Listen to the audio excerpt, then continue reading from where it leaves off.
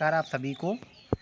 इस वीडियो में मैं यूके के पार्लियामेंट संसद पर चर्चा करूंगा। संसद के कितने भाग हैं, राज्यसभा के क्या अधिकार शक्तियां हैं, उनमें क्या सुधार हुआ है, ये सब इस वीडियो में बताऊंगा। तो उसके लिए आप देखिए, जो यूके का पार्लियामेंट है उसके 3 भाग होते हैं: king, House of Lords, House of Commons.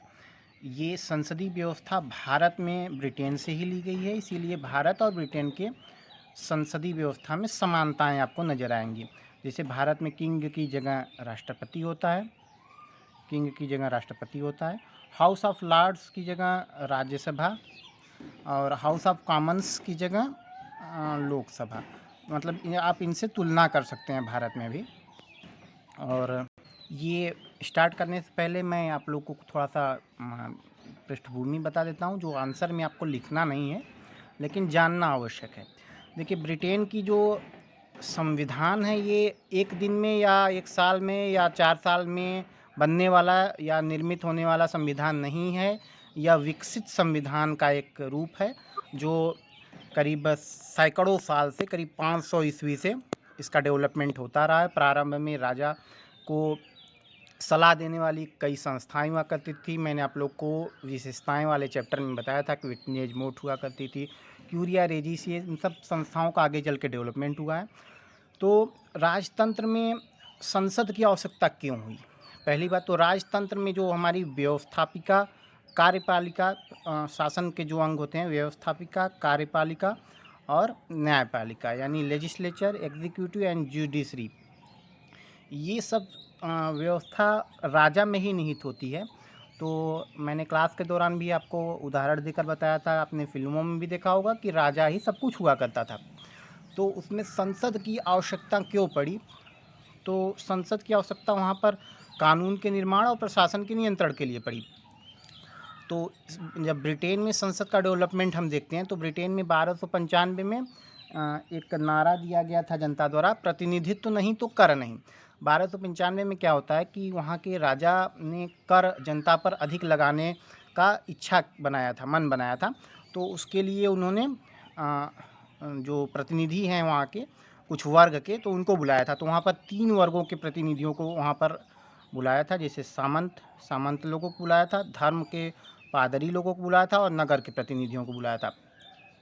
तो ये जो सामंत और धार्मिक वाले लोग थे, इन लोगों का जब संगठन बना, जैसे अब इन लोगों को बुलाया तो मान लीजिए 100 की संख्या में बुलाया, ठीक। तो 100 की संख्या में इन लोगों को बुलाया तो ये लोग अकेले तो रहेंगे नहीं, इन्होंने अपना एक बनाया संगठन। तो यही आगे चलकर लाड़ सभा का रूप लेता है, और ये नगर वाले जो प्रतिनिधि हैं, इन्हीं का जो संगठन है ये आगे चलकर कॉमन सभा का रूप लेता है। तो पहले तो ये राजा के नियंत्रण में हुआ करता था, यानी राजा की इच्छा के अनुसार इसमें सदस्य नियुक्त हुआ करते थे। लेकिन जब 1688 में गौरवपूर्ण क्रांति होती है, उसके बाद बिल ऑफ राइट्स आता है, तो 18वीं शताब्दी के प्रारंभिक दशक में इसका लाड़ सभा और कॉमन सभा का व्यवस्थित स्ट्रक्चर हम लोगों को देखने को मिलता है। आगे कन्वेंशंस वाले चैप्टर में मैंने आप लोग को बताया था कि ये जो लाड़ सभा और कॉमन सभा का स्वरूप है, ये कैसे द्विसदनीय व्यवस्थापिका का स्वरूप है, ये किस तरह से कन्वेंशंस के थ्रू डेवलप हुए। कन्वेंशंस के थ्रू यानी कि जैसे भारत में क्या हुआ कि 1950 में संविधान जब लागू हुआ तो एक झटके में सारी व्यवस्थाएं लागू कर दी गई थी।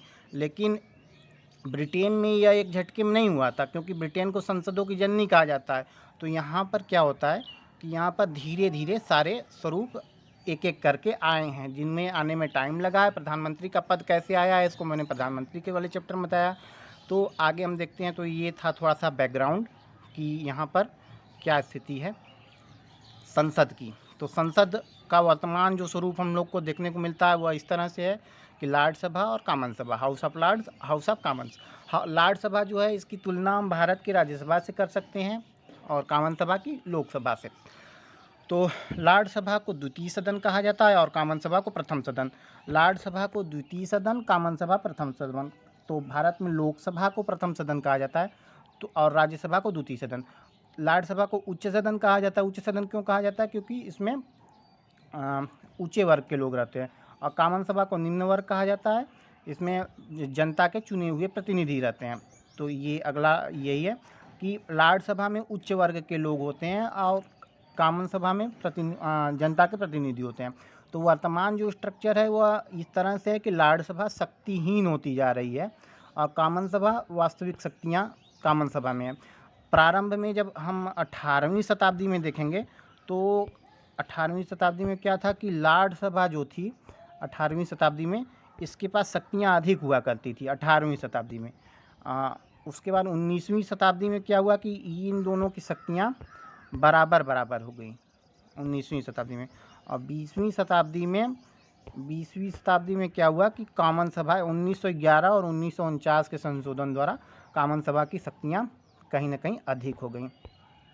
तो जो आप लोग का क्वेश्चन आएगा तो क्वेश्चन क्या आएगा, मान लीजिए कि ब्रिटिश संसद की शक्तियों एवं कार्यों का वर्णन कीजिए। तो ब्रिटिश शक्तियों का कार्यों का वर्णन आपको यहाँ से शुरू करना है, इसका स्ट्रक्चर बताते हुए, थोड़ा सा House of Lords, House of Commons के बारे में बताते हुए, सॉवरेंटी ऑफ ब्रिटिश पार्लियामेंट भी बताना है आप लोगों को। तो ब्रिटेन में क्या है कि संसद की संप्रभुता है। संसद की संप्रभुता क्यों है वहाँ पर? तो वहाँ पर जो एक डाइसी विद्वान रहे हैं उनका कथन है कि there is no law which parliament can not make and there is no law which parliament can not unmake. मतलब संसद कोई भी ऐसा कानून है, संसद कोई भी कानून बना सकती है। संसद इतनी शक्तिशाली है वहाँ पर कि संसद के पास शक्तियाँ हैं, कोई भी कानून बना सकती है और संसद कोई भी कानून भंग कर सकती है। ऐसा मैं क्यों कह रहा हूँ, तो इसके पीछे कई कारण है। जैसे पहला कारण ये है कि वहाँ पर न्यायिक पुनर्विलोकन नहीं है, यानी जुडिशियल रिव्यू का सिस्टम नहीं है। अब ये जुडिशियल रिव्यू क्या होता है? तो जुडिशियल रिव्यू का मतलब ये होता है कि जो न्यायपालिका कानूनों की वैधता को चेक करती है। भारत में क्या है कि भारत में सुप्रीम कोर्ट है, तो सुप्रीम कोर्ट यह देख सकती है कि जो संसद ने कानून बनाया है वह संविधान के अनुरूप है या नहीं, यह यहाँ पर सुप्रीम कोर्ट चेक कर सकती है। जैसे आप लोगों ने भी देखा होगा कि कृषि कानून आए थे तो उस पर सुप्रीम कोर्ट ने अपनी टिप्पणियाँ की थी और उस पर रोक भी लगाई थी। तो यहाँ पर संसद अपने मतलब ब्रिटेन में ऐसा नहीं है। ब्रिटेन में संसद ही सर्वोपरि है और इसीलिए संसद की संप्रभुता है। वहाँ पर न्यायिक पुनरावलोकन जैसी चीज़ नहीं है। इसके लिए एक डी लोन विद्वान है, उन्होंने कहा कि संसद सब कुछ कर सकती है सिवाय पुरुष को स्त्री और स्त्री को पुरुष बनाने के। तो मैं इसमें क्या है, एकात्मक शासन व्यवस्था है। ब्रिटेन में एकात्मक शासन व्यवस्था है। एकात्मक शासन व्यवस्था से क्या तात्पर्य हुआ कि सारी शक्तियाँ केंद्र में निहित होंगी। देखिए, एकात्मक शासन व्यवस्था और संघात्मक शासन व्यवस्था दो चीज़ होती हैं। तो एकात्मक शासन व्यवस्था में क्या होती है, सारी शक्तियाँ केंद्र में निहित होती हैं। और संघात्मक में क्या होता है, संघात्मक में दो लेयर की सरकार होती है, यहाँ केंद्र सरकार और यहाँ राज्य सरकार। तो जो आदर्श है संघात्मक व्यवस्था का, उसमें ये केंद्र और राज्य की शक्तियाँ बराबर होती हैं। लेकिन भारत में यूनियन है, यूनियन ऑफ द स्टेट है। इसकी चर्चा फिर किसी दिन या फिर कोई अगला टीचर आप लोग को बताएगा। तो कहाँ था हम, ये भारत में यहाँ ब्रिटेन में एकात्मक शासन व्यवस्था। एकात्मक शासन व्यवस्था से मतलब ये है कि जैसे भारत में यूनियन है तो भारत में केंद्र की सरकार है मोदी जी की, और यहाँ उत्तर प्रदेश में योगी जी की सरकार है। जबकि ब्रिटेन में ऐसा नहीं है। ब्रिटेन में एक ही सरकार है केंद्र की, इसलिए वो ज़्यादा शक्तिशाली हो जाती है। संसद की संप्रभुता को बढ़ाने में यह एकात्मक व्यवस्था अधिक महत्वपूर्ण हो जाती है। और दूसरी बात कि वहाँ पर लचीला संविधान है, फ्लेक्सिबल कॉन्स्टिट्यूशन है। इसको भी मैंने विस्तार से बताया हुआ है ब्रिटिश के विशेषताओं वाले चैप्टर में। ठीक है। फ्लेक्सिबल कॉन्स्टिट्यूशन से क्या अभिप्राय होता है? फ्लेक्सिबल कॉन्स्टिट्यूशन मतलब ये कि कोई भी जो संविधान संशोधन हो सकता है वह बहुमत से हो सकता है। यानी कि जैसे भारत में क्या है, भारत में एक है कि बहुमत से और एक है 2/3 बहुमत से, एक है आधे बहुमत से, एक है 2/3 बहुमत से, और एक संशोधन करने में राज्यों की भी सहमति ली जाती है आधे से अधिक। जबकि ब्रिटेन में ऐसा नहीं है। ब्रिटेन में अगर जितने बहुमत से सरकार रहती है तो प्रायः अगर सरकार का बहुमत है तो वह कानून पास हो जाता है। और वहाँ पर इन प्रकार के कानूनों में कोई भेदभाव नहीं है कि कौन सा ये संवैधानिक कानून है और कौन सा इस प्रकार का मौलिक कानून है। ठीक है। तो इसलिए यहाँ पर संसद अधिक शक्तिशाली हो जाती है। उस पर नियंत्रण है, तो नियंत्रण रूल ऑफ लॉ का है। रूल ऑफ लॉ और पब्लिक ओपिनियन, जनमत का है। जनमत का इसलिए कि 5 साल बाद जनता के बीच में जाना पड़ेगा। और हालांकि ये है कि वहाँ के लोग जो है, वहाँ के जो लोग हैं, ये अपने वादों के काफ़ी पक्षधर होते हैं। जैसे अभी कुछ दिन पहले यूरोपीय यूनियन वाला मामला आया था, तो वहाँ के जो प्रधानमंत्री थे उन्होंने उनकी बात अगर जनता द्वारा नहीं स्वीकार की गई थी तो उन्होंने स्वयं इस्तीफ़ा दे दिया था। हालांकि ये रूल ऑफ लॉ कोई बाध्यकारी नहीं है, इनके स्वेच्छा पर है। रूल ऑफ लॉ से अभिप्राय होता है कि कानून सबके लिए बराबर रहेंगे। तो ये ब्रिटिश हमने देखा। अभी हाउस ऑफ लॉर्ड्स के बारे में विस्तार से बताएंगे। तो देखिए शक्तियाँ जो House of Lords, House of Commons और संसद की शक्तियाँ एक दूसरे से मिलती जुलती हैं। कि हाउस ऑफ लॉर्ड की शक्तियाँ मैं बताऊंगा, हाउस ऑफ कॉमन्स की बताऊंगा, और संसद की शक्तियाँ आप लोग को स्वयं से लिखना पड़ेगा। देखिए हाउस ऑफ लॉर्ड्स क्या है। तो हाउस ऑफ लॉर्ड्स प्राचीन संस्था है और विशाल है, विश्व का सबसे बड़ा द्वितीय सदन है। द्वितीय सदन का मतलब आप लोग को समझ में आ गया होगा कि हाउस ऑफ लॉर्ड द्वितीय सदन है और हाउस ऑफ कॉमन्स प्रथम सदन है। हाउस ऑफ लॉर्ड द्वितीय सदन है, हाउस ऑफ कॉमन्स प्रथम सदन है। तो यह विश्व का सबसे बड़ा द्वितीय सदन है और ये दुनिया में देखने को नहीं मिलता है कहीं कि प्रथम सदन जो होता है उसकी सारी जगह प्रथम सदन में सदस्यों की संख्या अधिक होती है और द्वितीय सदन के सदस्यों की संख्या कम होती है, जबकि ब्रिटेन में उल्टा है। ब्रिटेन में क्या है कि द्वितीय सदन जो है इसकी सदस्यों की संख्या अधिक है और प्रथम सदन के सदस्यों की संख्या कम है, तो इसीलिए विशाल भी है। अगर दुनिया में किसी भी विधायी सदन की सदस्यों की संख्या देखा जाए तो चीन की जो है सबसे अधिक है। चीन के बाद यही हाउस ऑफ लॉर्ड्स का नंबर आता है। इसमें वंशानुगत सदस्य होते हैं। अभी इसकी संरचना मैं आप लोग को बताऊंगा तो उसमें बताया जाएगा कि इसके सदस्य वंशानुगत किस प्रकार से पहले थे, अब उनका क्या स्थिति है। धार्मिक सदस्य भी होते हैं, बिशप, आर्क बिशप होते हैं। कमज़ोर सदन है, तो मैंने आप लोग को बताया है कि पहले इसकी शक्तियाँ अधिक हुआ करती थी, वर्तमान में 1911 और 1949 के संशोधन द्वारा इसकी शक्तियाँ काफ़ी कम हो चुकी हैं। तो इसका स्ट्रक्चर, कंपोजिशन, संरचना क्या है हाउस ऑफ लॉर्ड्स की। तो हाउस ऑफ लॉर्ड्स के पदाधिकारी अभी बताएंगे, अभी संरचना देख लेते हैं। तो संरचना में 3 प्रकार के सदस्य होते हैं। आप इसको 2 प्रकार भी लिख सकते हैं, लेकिन अगर चाहें तो 3 प्रकार लिख सकते हैं। जैसे लॉर्ड स्पिरिचुअल, आध्यात्मिक लॉर्ड, हेरिडिटरी पियर्स, वंशानुगत पियर, हेरिडिटरी लॉर्ड्स भी कहते हैं। लाइफ पियर यानी आजीवन पियर, या इसको इस तरह से कह सकते हैं कि लॉर्ड स्पिरिचुअल और लॉर्ड टेम्पुलर। तो इनकी जो संख्या है, इनकी संख्या घटती बढ़ती रहती है, यानी फिक्स नहीं है। जैसे भारत में क्या है, भारत में संख्या बना दी गई 252, 250, तो ये फिक्स है। 12 सदस्यों का यहाँ से चुनाव निर्वाचित होंगे, राष्ट्रपति मनोनीत करेंगे, और बाकी का कहाँ से कितना होगा ये भी फिक्स है कि राज्यों से कितने होंगे और उत्तर प्रदेश से कितना होगा, फला राज्य से कितना होगा। तो ये यहाँ पर फिक्स नहीं है, ब्रिटेन में फिक्स नहीं है। ब्रिटेन में ये है, देखिए यहाँ आध्यात्मिक लॉर्ड 26 हैं और लॉर्ड टेम्पोरल यानी इनको लौकिक लॉर्ड कहते हैं, इनकी संख्या 800 है। ये फिक्स नहीं है, घटते बढ़ते रहते हैं।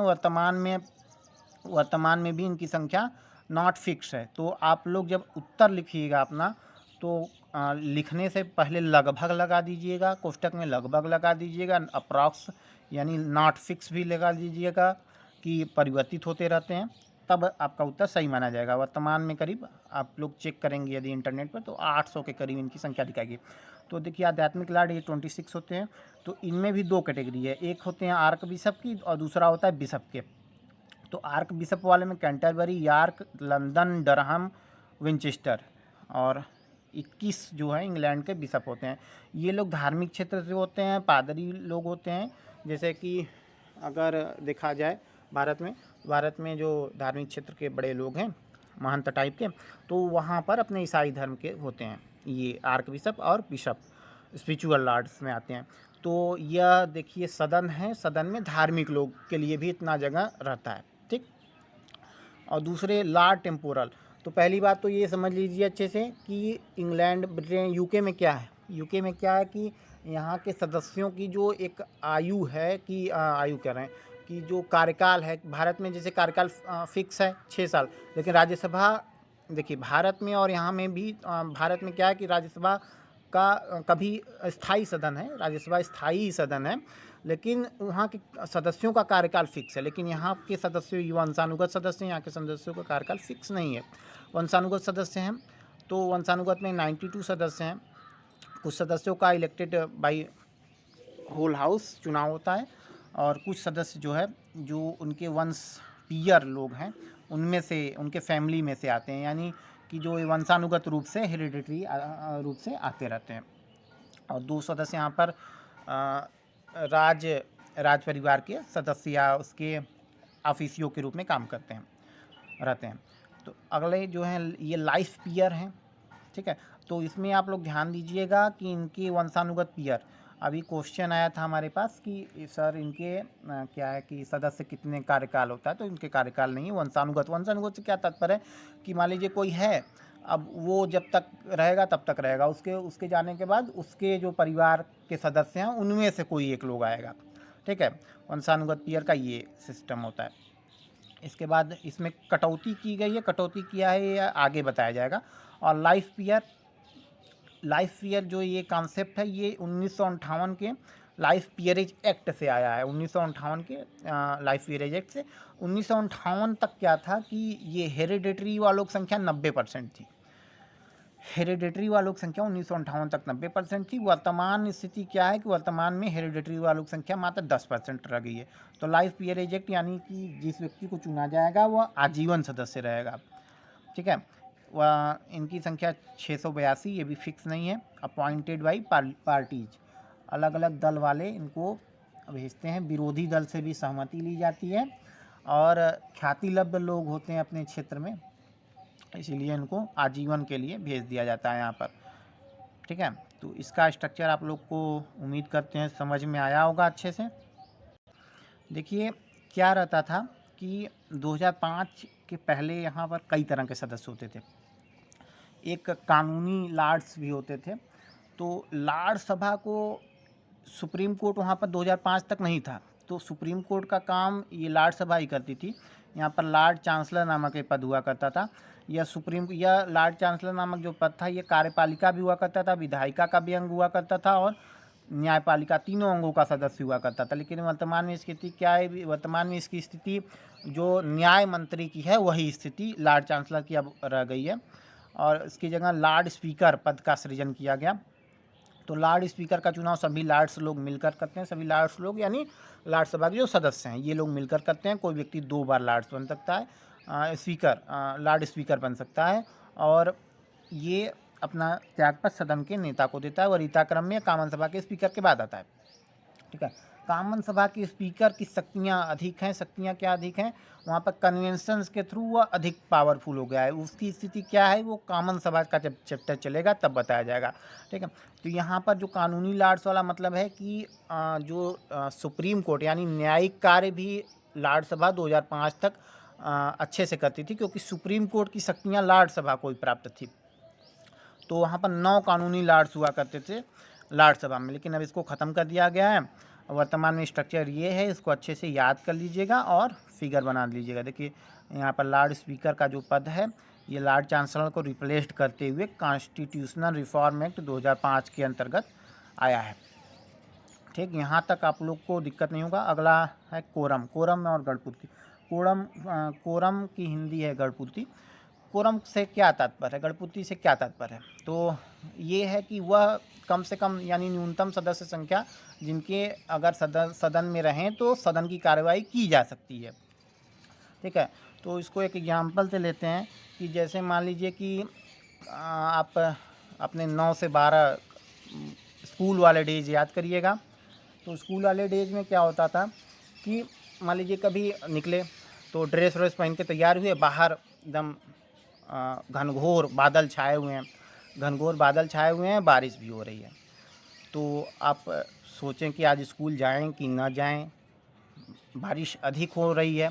तो इच्छा ड्रेस पहन के बाहर निकल ही रहे थे कि देखें बारिश हो रही है, तो इच्छा तो कर रहा है कि बारिश और तेज़ हो जाए ताकि स्कूल न जाना पड़े। अब लेकिन कश्मकश में है कि अगर जाएंगे तो क्लास चल जाएगी और इम्पॉर्टेंट चीज़ पढ़ा दिया जाएगा, और पता चले अगर पता लगा गए और वहाँ पर रेनिंग डे हो गया तब भी दिक्कत है। तो ये कश्मकश में है। तो मान लीजिए बारिश तेज़ हो गई और क्लास में मान लीजिए आपके 100 लोग हैं तो 100 में से 4 लोग आए, तो उस दिन रेनिंग डे हो गया और क्लास नहीं चली। मान लीजिए कि बारिश नहीं हुई, यानी केवल हल्का हल्का हल्का हल्का बारिश ही हो रहा था और अधिक लोग आ गए वहाँ पर और आप नहीं गए, तो वहाँ पर क्लास चल गया, यानी 10 लोग से अधिक आ गए 100 में से, तो वहाँ पर क्लास चलने लगा। तो यही कोरम का मतलब होता है कि कितने कम से कम लोग रहें कि सभा संचालित की जा सके। ठीक है, तो भारत में यह 10% है और कॉमन सभा में इसकी संख्या अलग है। यहाँ पर 3 सदस्य है। 3 सदस्य से क्या तात्पर्य है कि 3 सदस्य यदि आ गए 800 में से, तो सभा उस दिन की संचालित होगी। तो यह कम है, हालांकि कम है। तो पावर, कार्य एवं शक्तियाँ देखते हैं राज्यसभा की। तो देखिए आंसर राइटिंग का क्या तरीका होना चाहिए कि आपने पहले इसकी स्ट्रक्चर बता दिया, कार्य एवं शक्तियाँ राज्यसभा की पूछी।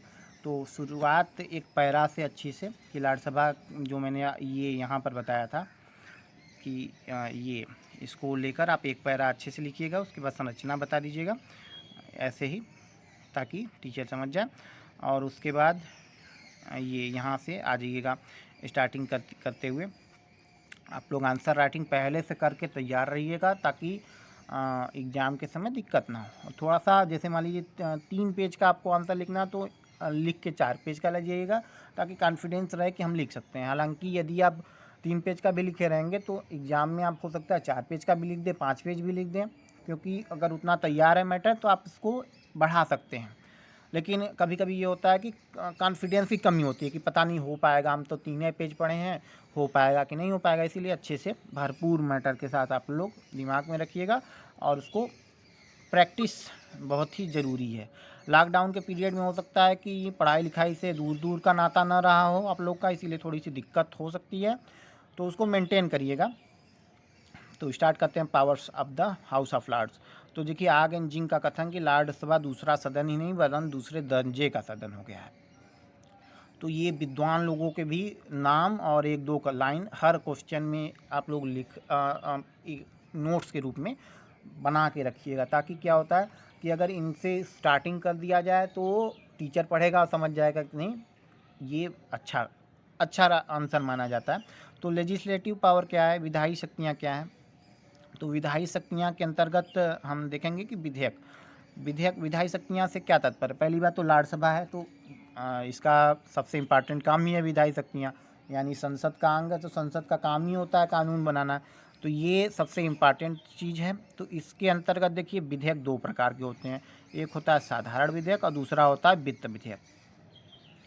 ठीक है, तो साधारण विधेयक क्या होता है और वित्त विधेयक क्या होता है, इसका विस्तार से चर्चा आप लोग को इंडियन पॉलिटी में की जाएगी।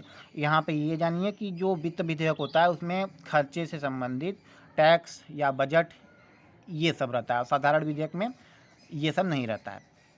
ठीक है, तो साधारण विधेयक को किसी भी सदन में प्रस्तुत किया जा सकता है, साधारण विधेयक को किसी भी सदन में प्रस्तुत किया जा सकता है। तो राज्यसभा में भी पहले प्रस्तुत किया जा सकता है, यानी कि जो विधायी प्रक्रिया है, पहले विधायी प्रक्रिया आप समझ लीजिए कि कानून कैसे बनता है। कानून ऐसे बनता है कि पहले किसी भी सदन में प्रस्तुत किया जाएगा, वहाँ पर वोटिंग होगी, ठीक है, उसके बाद वहाँ से जब पास हो जाएगा विधेयक तो दूसरे सदन में जाता है, दूसरे सदन में जब पास हो जाता है तो वह राजा के पास जाता है, तो वहाँ से वह राजा साइन कर देता है, तो वह बिल जो होता है वो कानून में बदल जाता है।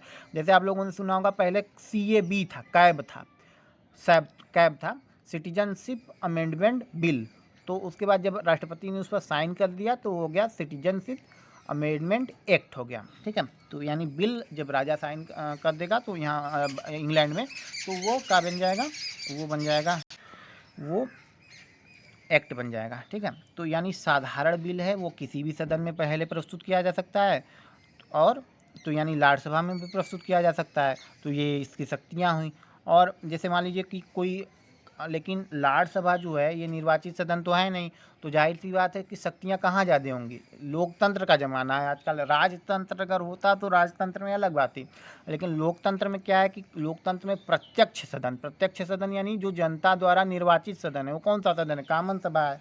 तो कॉमन सभा यानी यहाँ भारत की लोकसभा से आप तुलना करें, आप लोग वोट देते हैं जब सांसद का, तो सांसद कहाँ जाते हैं, सांसद लोकसभा में जाते हैं। और राज्यसभा में कौन रहता है, तो राज्यसभा में भारत के राज्यों से चुने राज्यों के जो प्रतिनिधि हम लोग विधायक को वोट देते हैं, तो ये विधायक लोग जब वोट देते हैं तब साधारण भाषा में समझिएगा कि जब राज्यों के प्रतिनिधि यानी जो विधायक वोट देते हैं तो राज्यसभा के सदस्य वहाँ से बनते हैं, यानी जनता द्वारा सीधे निर्वाचित नहीं रहते हैं भारत के राज्यसभा के। लेकिन यहाँ की स्ट्रक्चर अलग है। यहाँ पर जो किस तरह से सदस्य आते हैं उसका स्ट्रक्चर यहाँ पर है, ये मैंने आप लोग को बताया था। और ये विधायी शक्तियाँ के अंतर्गत देखिए, तो विधायी शक्तियाँ के अंतर्गत जैसे कॉमन सभा में विधेयक पारित हुआ तो उस विधेयक पर पुनर्विचार कर सकती है राज्यसभा, उसमें संशोधन कर सकती है। कई बार राज्यसभा ने अच्छे महत्वपूर्ण संशोधन किए हैं। कॉमन सभा में क्या होता है कि जल्दी में मान लीजिए विधेयक पारित हो गया, क्योंकि कॉमन सभा के पास अधिक कार्य रहते हैं। और तो राज्यसभा में क्या है कि राज्यसभा में पहली बात की अलग अलग क्षेत्र के लोग होते हैं। जो सदस्य ऐसे रहते हैं, मान लीजिए विद्वान हैं कोई, तो ये इनको चुनाव लड़ने की इच्छा नहीं है तो ये सीधे राज्यसभा में आ सकते हैं। तो राज्यसभा में इनकी जो योग्यता है उसका उपयोग किया जा सकता है। तो यहाँ पर पुनर्विचार संशोधन, हालांकि जो अंतिम निर्णय होता है, अंतिम निर्णय किसका होता है, अंतिम निर्णय कॉमन सभा का होता है। कॉमन सभा यदि उस संशोधन को मानना चाहेगी तो मानेगी, नहीं मानना चाहेगी तो नहीं मानेगी। तो इसीलिए यहाँ पर विलंबकारी शक्तियाँ यहाँ पर माना जाता है कि इसके पास ऐसा नहीं है कि यह कानून को रिजेक्ट कर देगी तो कानून नहीं बन पाएगा। राज्यसभा के पास इतनी शक्ति नहीं है वर्तमान में कि यदि यह कानून को रिजेक्ट कर दे तो कानून ऐसा नहीं है कि नहीं बन पाएगा, केवल ये है कि लेट कर सकती है। 1911-1949 में संशोधन किया गया और ये हुआ कि यहाँ केवल 1 साल के लिए विलंब कर सकती है। विलंब का क्या तात्पर्य है कि जैसे कॉमन सभा ने पास किया बिल को, उसके बाद यह बिल आया कहाँ, राज्यसभा में आया। जब राज्यसभा में यह बिल आया तो राज्यसभा इसको 1 साल तक रखे रहेगी या नहीं पास करेगी, जो भी करना हो करेगी। 1 साल बाद कॉमन सभा पुनः उस बिल को पारित कर देगी, जब तो वो राष्ट्रपति नहीं होता, राजा के पास, सही महारानी है इस समय, उनके पास चला जाएगा और उसके बाद वो कानून बन जाएगा। हालांकि ये विलंबकारी शक्तियों का प्रयोग बहुत कम देखने को मिल रहा है। अगली शक्तियाँ जो है फाइनेंशियल वित्तीय शक्तियाँ हैं। वित्तीय शक्तियों के मामले में अत्यंत कमज़ोर स्थिति है राज्यसभा की, क्योंकि माना जाता है कि जो देश का धन है उस देश का धन यहाँ के निर्वाचित लोग जो हैं उनके पास रहना चाहिए।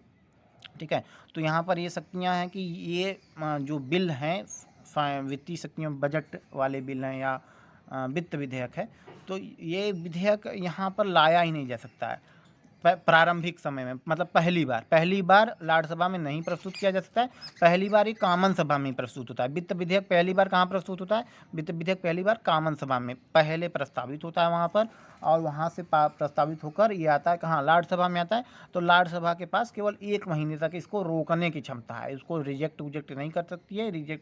केवल 1 माह तक इसको रोक सकती है। कौन, राज्यसभा। यानी साधारण विधेयक को 1 साल तक रोक सकती है और वित्त विधेयक को 1 माह तक राज्यसभा रोक सकती है। ठीक है, और उसके बाद कॉमन सभा पुनः इसको एक्ट के रूप में बदल सकती है। अगली जो शक्तियाँ, तो ये विधायी शक्तियों के अंतर्गत 2 प्रकार के हमने देखें कि साधारण विधेयक और वित्त विधेयक में क्या स्थिति है राज्यसभा की। तो राज्यसभा की स्थिति कमज़ोर है, क्योंकि जो संशोधन भी करेगी वो मानना या ना मानना कॉमन सभा का काम है, और इतनी शक्तियाँ इसके पास है नहीं कि अगर ये इनकार कर दे तो कानून न बने, ऐसा स्थिति नहीं है इसकी।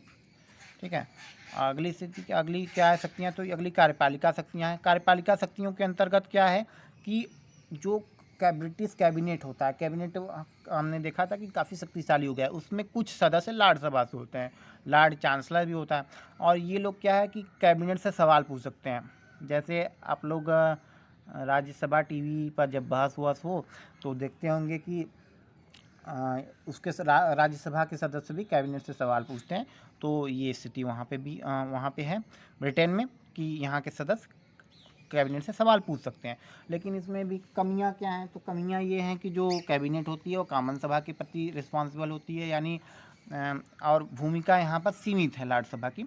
मंत्रिमंडल कैबिनेट को हटा नहीं सकती है। इसका मतलब क्या हुआ कि देखिए, पहली बात तो बहुमत वाला दल जो होता है उसकी सरकार बनती है, तो बहुमत वाला दल कहाँ का, कामन सभा का बहुमत वाला दल।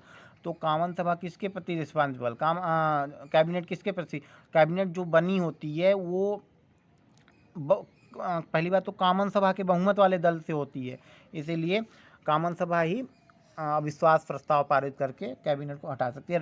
लॉर्ड सभा के पास ये सब शक्तियाँ नहीं हैं। यहाँ पर इसकी भूमिका एग्जीक्यूटिव पावर्स में बस इतना है कि ये भी सवाल पूछ सकते हैं और यहाँ से कुछ सदस्य लॉर्ड सभा में सदस्य होते हैं। ठीक है, यानी एग्जीक्यूटिव पावर्स कमज़ोर, एग्जीक्यूटिव पावर के मामले में भी लॉर्ड सभा काफ़ी कमज़ोर है।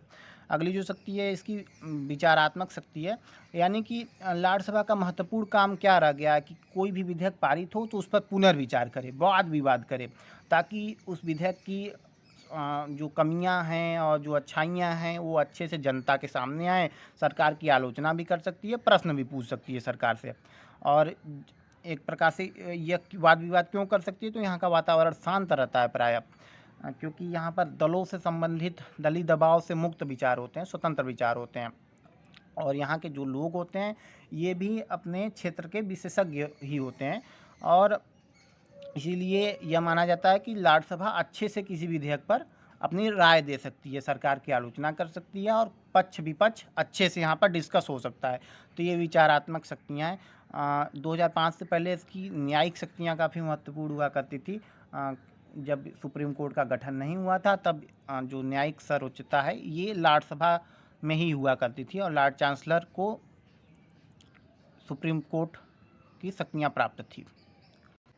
तो इतना जब क्वेश्चन आए आप लोग को लॉर्ड सभा की शक्तियों एवं कार्यों का वर्णन करने के लिए, तो स्टार्टिंग आप लोग करिएगा इंट्रो देकर। इंट्रोडक्शन लिखना नहीं है यहाँ पर कि चलें INTRO ये लिखने लगे, बस मैं समझने के लिए आप लोग को बताता हूँ कि स्टार्टिंग में क्या लिखना है, उसके बाद बीच में क्या लिखना है, और ये इसकी शक्तियाँ जो है इसको अच्छे से लिखिएगा। जो ज़्यादा करीब 60 से 70% आंसर का जगह रहना चाहिए, वो इसकी शक्तियाँ, जब जो मेन क्वेश्चन है मैक्सिमम जगह वही लेना चाहिए। ठीक है, तो इसकी मैं आलोचना आप लोग को बता रहा हूँ। आलोचना भी इसकी 1-2 लाइन में या हल्का सा संक्षेप में ही रहे तो वो बेहतर होता है। तो अनडेमोक्रेटिक हाउस है। अनडेमोक्रेटिक हाउस से क्या तात्पर्य है कि ये निर्वाचित संस्था है नहीं। ठीक है, जैसे भारत में राज्यसभा है तो भारत में राज्यसभा अप्रत्यक्ष रूप से निर्वाचित है। अप्रत्यक्ष निर्वाचित से क्या मतलब होता है कि हम लोग विधायक को चुनते हैं तो विधायक लोग वोट देकर यहाँ पर भेजते हैं लोगों को, तो यह अप्रत्यक्ष निर्वाचन है। जबकि यहाँ पर ऐसा नहीं है। यहाँ पर कैसा है तो वंशानुगत है। वंशानुगत सदस्य भी इसकी एक आलोचना है। वंशानुगत सदस्य से क्या तात्पर्य है कि यहाँ के जो एक लोग बन गए तो अब उनके परिवार वाले ही बनते जाएंगे, तो ये लोकतंत्र के कहीं ना कहीं खिलाफ है। तो ये इसीलिए अनडेमोक्रेटिक हाउस है। अगस्टाइन बिरेल हैं, विद्वान हैं, इन्होंने कहा है कि लॉर्ड सभा अपने अतिरिक्त और किसी का प्रतिनिधित्व नहीं करती है। और MJ मेयोर ने कहा है कि कॉमन फोर्ट्रेस ऑफ वेल्थ, यानी धनी लोगों का सामान्य दुर्ग। धनी लोगों का सामान्य दुर्ग इन्होंने ऐसा क्यों कहा है कि प्रायः इसमें पैसे वाले लोग ही पहुँचते हैं, उच्च वर्ग के लोग पहुँचते हैं। निहित स्वार्थ पूर्ति का साधन है, मतलब अब कहीं नहीं हो पाए तो यहाँ पर पहुँच गए अपना स्वार्थ। ठीक है, अगली आलोचना इसकी है कि यहाँ सदस्यों को उदासीनता देखने को मिलती है। अब जैसे भारत में क्या है कि कोई भी सदस्य यदि 60 दिन तक कार्रवाई से नहीं आया तो उसकी सदस्यता चली जा सकती है। तो यहाँ पर भी क्या है कि यहाँ भारत में वो स्थिति में बता रहा था। और ब्रिटेन में क्या है कि ब्रिटेन में सदस्य कोरम, पहली बात गणपूर्ति मात्र 3 है, तो 3 है तो 3 लोग तो आ जाएंगे तो सभा वहाँ पर संचालित हो गई। लेकिन उसका मतलब नहीं निकल पाता है ना, क्योंकि 800 सदस्य जहाँ के सदस्य संख्या है वहाँ पर मात्र 3 गणपूर्ति कोरम होना ये अपने आप में कमी को दर्शाता है।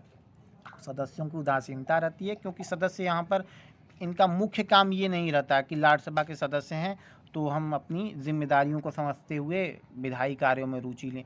ये अपने अपने क्षेत्र के लोग होते हैं। तो कार्टर का कथन है इसमें कि अपने विधायी कर्तव्यों को निभाना तो दूर, लॉर्ड सभा जो लॉर्ड होते हैं ये लॉर्ड सभा में आने तक का कष्ट नहीं उठाते हैं।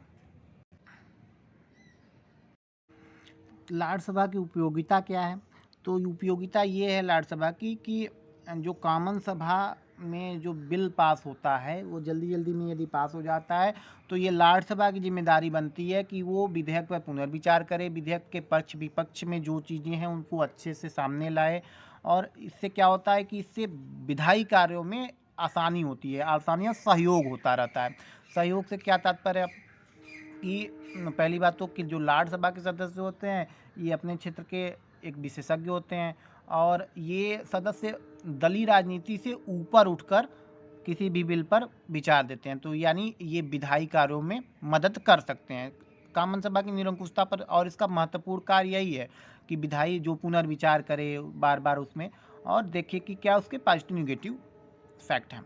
और अगला है कि हेल्पफुल इन लेजिस्लेचर, कामन सभा की निरंकुशता पर प्रतिबंध। कामन सभा की निरंकुशता पर प्रतिबंध से क्या तात्पर्य है कि मान लीजिए कि कामन सभा में प्रचंड बहुमत की सरकार आ गई तो वो जो चाहे जैसे चाहे कानून बना सकती है, तो इस पर प्रतिबंध, क्योंकि संसद की संप्रभुता है ब्रिटेन में, तो कामन सभा में प्रचंड बहुमत की सरकार, मैं आगे जब कामन सभा बताऊंगा तो बताऊंगा कि संसद की संप्रभुता से तात्पर्य कामन सभा की संप्रभुता से लगभग बराबर हो जाता है। क्यों बराबर हो जाता है? क्योंकि राज्यसभा शक्तिहीन होती है।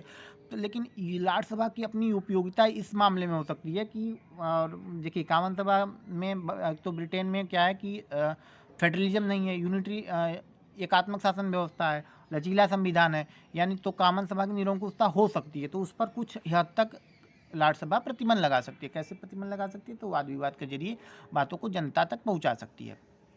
तो राज्यसभा का सुधार अगला टॉपिक है।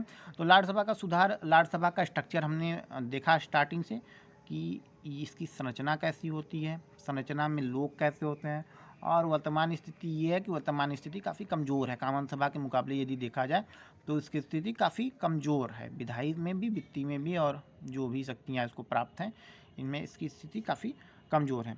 तो इसके सुधार में हम लोग देखते हैं। तो राज्यसभा में सुधार, पहले कमियां हम लोग देख लेते हैं, कमियां क्या हैं। तो अब कमियां जो प्रस्ताव लाए गए थे वो प्रस्ताव किन मुद्दों पर लाए गए थे? तो कमियां ये हैं कि अत्यधिक सदस्य संख्या है, सदस्य संख्या ही 800 है, कभी फिक्स नहीं है, कभी 1000 भी हो जाती है।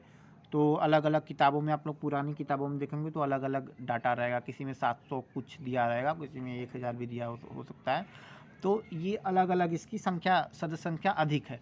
सदस्य संख्या अधिक होने का तात्पर्य ये है कि ब्रिटेन की जनसंख्या देखिए, भारत की जनसंख्या देखिए, भारत में कितने लोगों में काम हो जाता है, अच्छे से काम हो जाता है, तो ये बेहतर स्वरूप है। जबकि ब्रिटेन में 800 से अधिक लोग और उसमें गढ़पूर्ति मात्र 3, अल्प उपस्थिति, तो अल्प उपस्थिति रहती है, ये लोग रुचि नहीं लेते हैं आने में विधायी कार्यों में।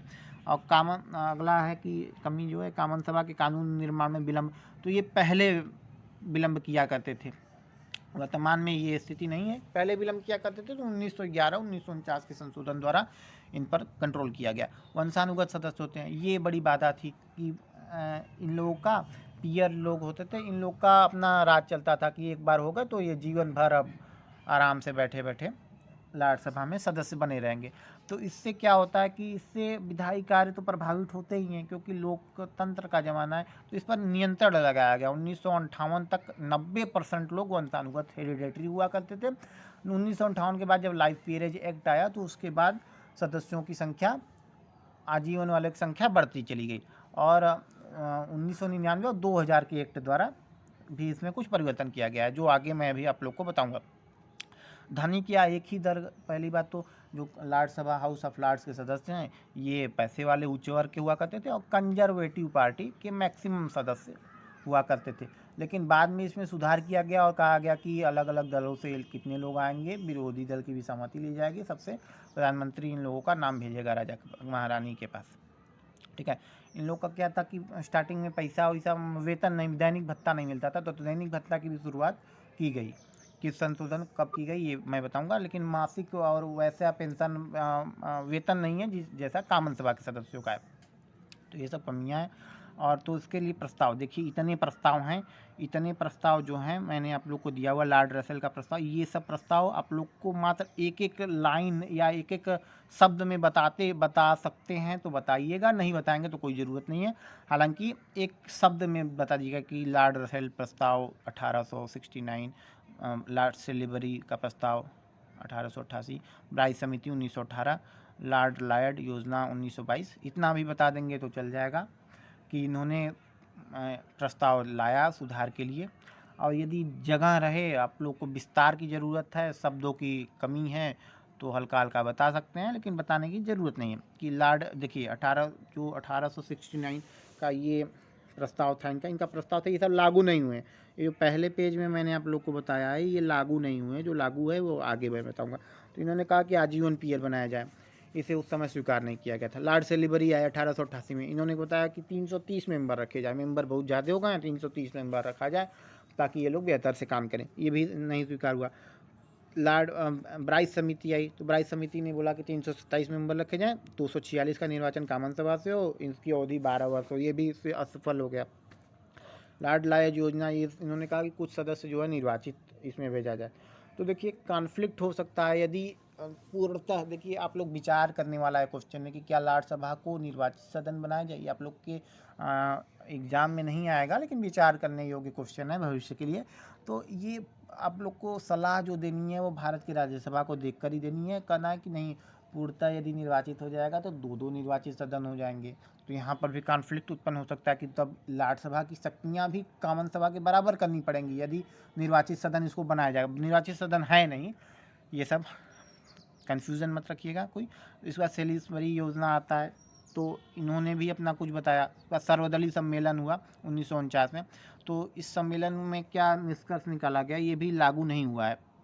ठीक है, इसमें निष्कर्ष निकाला गया कि वंशानुगत सदस्यत्व का अंत कर दिया जाए, या जो जिनकी व्यक्तिगत जो क्षमता है उसके आधार पर किया जाए, वेतन दिया जाए इनको, स्त्रियों को भी सदस्य बनाया जाए। स्त्रियां 1958 तक सदस्य नहीं हुआ करती थी, उसके बाद इनको बनाया गया था। ठीक है, तो जो पीएल लॉर्ड नहीं, उन्हें कानून सभा में वोटिंग और निर्वाचन का अधिकार दिया जाए। यानी ये जो लॉर्ड्स होते हैं, पीएल होते हैं, इनको कानून सभा में न तो वोट देने का अधिकार था और न ही वो कानून सभा में सदस्य बनने का अधिकार था। तो इतने जो प्रस्ताव थे ये लागू नहीं हुए हैं। इनको आपको सारांश, यानी अगर मान लीजिए कि 3-4 लाइन में बता सकते हैं तो बता दीजिएगा, नहीं बताने की ज़रूरत नहीं है। नाम भी बता देंगे तो काम चल जाएगा। ये है कि अगर इतना बताएंगे तो टीचर को लगेगा कि नहीं ये सब भी लड़का जानता है। तो अगला जो है कि जो सुधार हुए हैं, तो सुधार हो, ये सब सुधार हुए हैं। जो एक्ट है, एक्ट का मतलब क्या है कि ये सब लागू है। पहला है लाइफ पीएरेज एक्ट 1958। लाइफ पीएरेज एक्ट 1958 में क्या बात कही गई कि सीमित संख्या में लाइफ पीयर, आजीवन पीयर बनाए जाएं। आजीवन पीयर से मतलब क्या है कि जो वंशानुगत पीयर थे, यानी कि जो वंशानुगत पीयर से क्या मतलब होता है कि एक लोग हो गए फिर उनके परिवार के लोग होते जाएंगे, वैसे नहीं। मान लीजिए कोई प्रतिष्ठित व्यक्ति है, उसको बना दीजिए, अब वो अपना जीवन भर रहे, फिर अगला प्रतिष्ठित व्यक्ति है वो अपना जीवन भर रहे। और तो ये लाइफ पीयर बनाने की प्रारंभ कहाँ से हुई, तो ये लाइफ पीएरेज एक्ट 1958 से शुरू हुई। महिलाओं को पीयर बनाया गया इस एक्ट के द्वारा। दैनिक भत्ता दिया जाने लगा, अभी तक दैनिक भत्ता भी नहीं दिया जा रहा था। ठीक है, और अगला एक्ट है पीएरेज एक्ट 1963। पीएरेज एक्ट 1963, इसमें क्या होता है कि पैतृक लार्ड, इसमें बताया गया कि पैतृक लार्ड जो है वंशानुगत लार्ड है, हेरिडेटरी वाले पीयर हैं, ये लोग अपने जीवन के लिए अपना पद त्याग सकते हैं। अगर मन करे कि नहीं इनका जीवन अधिक व्यस्त हो गया है तो ये अपना पद त्याग सकते हैं। हालांकि इनके जो वंश के बाकी लोग हैं इनको पद मिल सकता है, ऐसा दिया गया। ठीक है, इसमें एक आश्वासन भी दिया गया कि विपक्ष पीयर बनाने से पूर्व विपक्ष की स्वीकृति ली जाएगी। अगला है कि पीएरेज एक्ट सन 2000। तो पीएरेज एक्ट ऑफ 2000, इसमें क्या है कि वंशानुगत लार्ड के निधन के बाद उनके उत्तराधिकारी को लार्ड नहीं बनाया जाएगा। इससे क्या होता है, इस एक्ट के मदद से जो वंश हेरिडेटरी पीयर है इनकी संख्या में अब भविष्य में कमी ही आती जाएगी।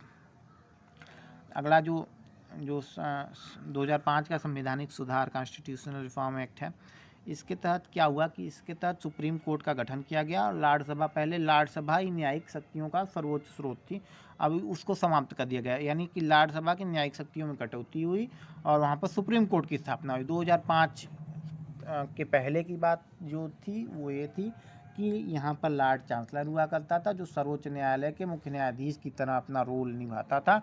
यानी कि जो राज्यसभा थी ये सर्वोच्च न्यायालय का काम करती थी। तो इस संविधान संशोधन के द्वारा इसमें सुधार किया गया और सुप्रीम कोर्ट की स्थापना की गई। लॉर्ड चांसलर की जगह लॉर्ड स्पीकर पद की व्यवस्था की गई। और House of Lords Reform Act 2014, ये प्राइवेट मेंबर बिल था। प्राइवेट मेंबर बिल क्या होता है कि आगे कामन सभा जब बताया जाएगा तो उसके अगला अध्याय में आप लोग को बताया जाएगा। ठीक है, तो एक होता है सरकारी विधेयक। सरकारी विधेयक यानी जो कैबिनेट मंत्रिमंडल जो विधेयक लाती है उसको कहते हैं उसको क्या कहते हैं, उसको जो बिल होता है उसको सरकारी बिल कहते हैं। प्रायः यही बिल अधिकतर पास होता है, प्राइवेट मेंबर बिल यानी जो कैबिनेट के अलावा बाकी लोग लाते हैं। ठीक है, तो इसने सदस्यता कम करने में महत्वपूर्ण भूमिका निभाई। जो ये 2014 का एक्ट है, इसमें कहा गया कि सदस्यों को इस्तीफा देने की अनुमति रहेगी। ठीक है, अगला है कि इसी का विस्तार ही 2015 में कह सकते हैं इस एक्ट को, House of Lords Expulsion and Suspension Act 2015। ये भी प्राइवेट मेंबर बिल था। इसमें सदस्यों को ये कहा गया कि लॉर्ड सभा सदस्यों को निष्कासित कर सकती है। ठीक है, अगला जो है लॉर्ड स्पिरिचुअल वुमेन एक्ट 2015। इसमें कहा गया कि अगर भविष्य में किसी रिक्ति हुई, यानी जो 26 स्पिरिचुअल लॉर्ड्स हैं इनमें से किसी की रिक्ति होती है तो वह पद महिला बिशप द्वारा भरा जाएगा। तो इतना ये सुधार में आप लोग को कैसे लिखना है, आंसर कैसे लिखना है, इसके बारे में अभी तो ये तो देखिए फ्यूचर क्या है। तो फ्यूचर ये है कि बात चल रही है कि इसको सदस्यों को क्या बनाया जाए। तो फ्यूचर भी वंशानुगत सदस्य हैं, ये धीरे धीरे कम होते जाएंगे और लाइफ पीयर ये सब धीरे धीरे बढ़ते जाएंगे। और ये एक प्रकार से देखा जाए कि 2005 के पहले कुछ जो लेबर पार्टी थी ये कहती थी नहीं इसको ख़त्म किया जाए। तो हालांकि उसके बाद कभी ऐसा मुद्दा चुनाव में नहीं उठा है कि लॉर्ड सभा को ख़त्म किया जाए, क्योंकि ये एक प्रकार से जो ब्रिटेन की सोच है वो इसके लोग विरोधी नहीं हैं लॉर्ड सभा के। ठीक है, तो इसका भविष्य उज्ज्वल भी नहीं कहा जा सकता है, अंधकारमय भी नहीं है। हालांकि सुधार की ज़रूरत है। तो सुधार में आपके विचार क्या होने चाहिए, आप अपने विचार लास्ट में दीजिएगा। अगर देने का इच्छा करे तो क्वेश्चन की डिमांड को देखते हुए, और यदि जगह हो तो। ठीक है, क्योंकि इतने ढेर सारे चीज़ और उसको कैसे लिखना है आप लोग एक बार 2 बार प्रैक्टिस कर लीजिएगा। तो आपके विचार क्या होने चाहिए, तो आपके विचार यही होने चाहिए कि जो लॉर्ड्स है, हाउस ऑफ लॉर्ड्स है, इसको अप्रत्यक्ष विधि से इसके सदस्यों का यदि निर्वाचन हो तो ये बेहतर हो। अप्रत्यक्ष विधि से इसमें सदस्यों का कार्यकाल भी फिक्स किया जाए और एक निश्चित सदस्य संख्या इसकी बनाई जाए। अभी फिक्स नहीं है कोई सदस्य संख्या, चाहे जितने हो सकते हैं, तो वो नहीं होना चाहिए। तो ये सब आपके विचार है। आप अपने विचार देते वक्त राज्यसभा को भारत में माइंड में रखिएगा, क्योंकि भारत की राज्यसभा जो भी हो बेहतर स्थिति में है, तो इसको लिखिएगा। और जो ये सुधार वाला आंसर है, तो सुधार वाला आंसर आप पहली बात तो जो क्वेश्चन पूछा जाएगा वो ऐसे ही जो पिछले साल के क्वेश्चन हैं वो इस तरह से कि लॉर्ड सभा में की शक्तियों की विवेचना कीजिए तथा इसमें सुधार हेतु क्या सुझाव दिए गए। जब इतना बड़ा क्वेश्चन आएगा तो आपको शक्तियों को विवेचना, उसके बाद सुधार हेतु क्या सुझाव दिए गए। तो इसके लिए सुझाव जो है इसमें हल्का सा आप किस तरह से डिस्कस करते हैं। तो स्टार्टिंग में जो मेन सुझाव दिए गए हैं, जैसे कि सदस्यों की संख्या को सीमित किया जाए, प्रायः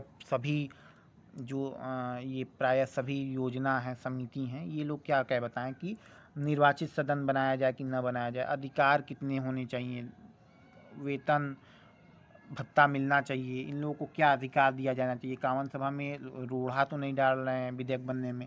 तो ये सब के लेकर अच्छे से एक पैराग्राफ लिख लीजिएगा। उसके बाद ये जो हुए हैं इनको चाहे इस तरह से चाहे पैराग्राफ वाइज जिस तरह से भी आपको लिखने का आंसर हो, उसके बाद लास्ट में यही बताते हुए अपने आंसर को विराम दीजिएगा। बहुत बहुत धन्यवाद।